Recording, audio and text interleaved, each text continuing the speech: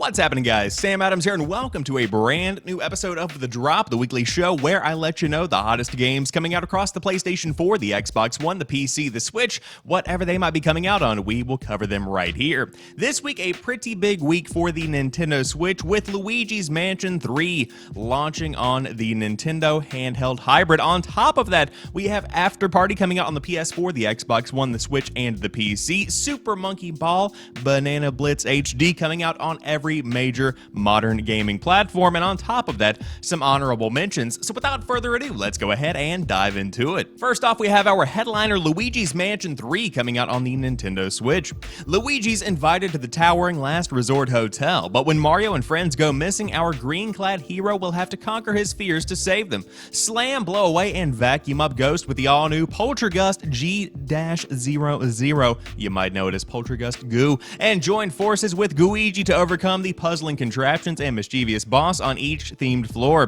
And that's just the last resort. Enter the Scare Scraper to team up with up to 7 other players in this local wireless and online co-op mode. See if you can defeat all of the ghosts, rescue all of the toads, or clear other objectives before time runs out in the Scare Scraper. And for more minigame madness, compete on teams at the Scream Park. Whether you play with friends or wander the hotel alone, you'll be sucked in by the atmospheric music and ghoulish decor of every cobwebby corner you explore. Why not take in the cinematic sights and sounds with a friend? In the main adventure, you and a friend can play together as Luigi and Gooigi in 2-player co-op. Gooigi can walk on spikes, slip through tight spaces, and help Luigi overcome obstacles he can't tackle alone. Never hurts to have a friend in this hotel. It may not be very spooky, but Luigi begs to differ. First and foremost, very glad to see Luigi's Mansion coming back on the Nintendo Switch, but the main draw of this game, I feel, is Gooigi and the element that he brings to the table, because if you are playing co-op, Gooigi can access areas of the map that Luigi cannot. That adds a whole new level of puzzle-solving value. But on top of that, even if you are a solo player, having to think, how do I reach this specific part of this level? How do I go around to this wall, whatever you want to call it, to be able to switch to Gooigi and achieve that and have to think about that? It's not super overcomplicated. I mean, we're talking about Luigi's Mansion 3, but it does kind of freshen things up a bit and keep you on your toes. Now, with that being said, tons of replay value in this game. The co-op sounds like it's going to be a good time, and on top of that, it's a pretty good looking game as well on the Nintendo Switch. So if you do want to pick it up, Luigi's Mansion 3 is launching this week. Next up, we have Afterparty coming out on the PS4, the Xbox One, the Switch, and the PC. In Afterparty, you play as Milo and Lola, recently deceased best buds who suddenly find themselves staring down an eternity in hell. But there is a loophole. Outdrink Satan and he will grant you re-entry to Earth.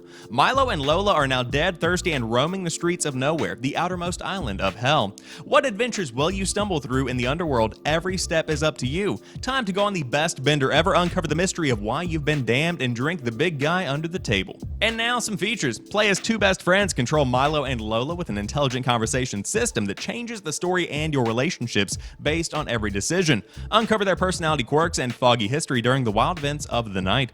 Drink for your lives. Hell bars offer a variety of libations, each with different liquid courage effects to imbue Milo and Lola with specialized dialogue options and abilities. Demonic activities. The underworld's pubs are packed with drunken games to pass the time. Beer pong, dance-offs, and chugging competitions all mesh with the dynamic dialogue system for a seamless narrative bender.